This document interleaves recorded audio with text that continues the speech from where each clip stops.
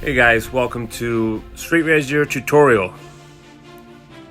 Today we're going to be talking about all the things you need to know to make sure that you can provide a great end of service straight razor. So first of all, make sure your lather is mixed appropriately.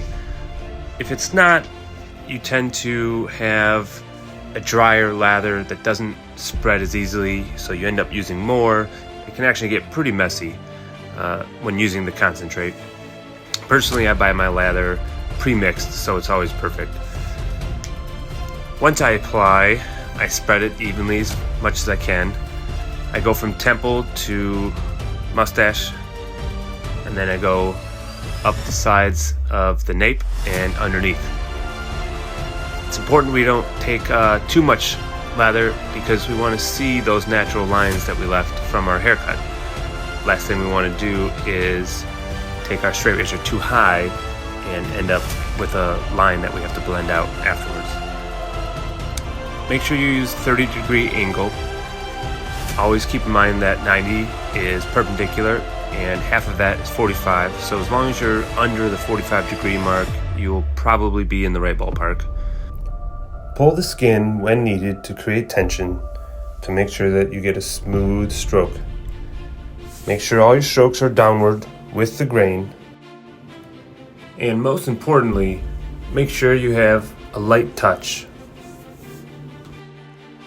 If you do by chance end up putting a line in because you straight razor too high in the nape, keep in mind that you're going to have to dry that skin off really well and apply talc powder in order to use your tools to accurately get rid of that line. And when time is money, it's important that we don't have to go and work backwards like that. Also, keep in mind, we're not pushing the line when we're working on the cheeks. The line is already established. We want to go right up to it.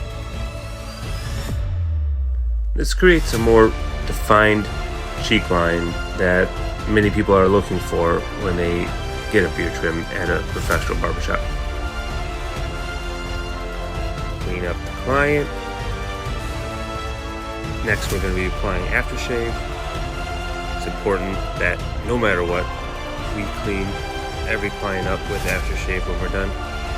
Not only to remove the residue from the shave, but also to disinfect. Everybody's different. Some are more prone than others to ingrown hairs and other such things, so we always have to do our due diligence. It's also important that you have all the necessary items nearby in case there is a cut. All the pros do their best, but still have accidents.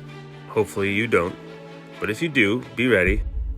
First, you stop service, inform the client professionally what has happened, control the bleeding with clean gauze, disinfect once bleeding stops, seal the cut with a styptic powder or pencil, bandage if needed, sanitize your tools, and then sanitize yourself by washing your hands.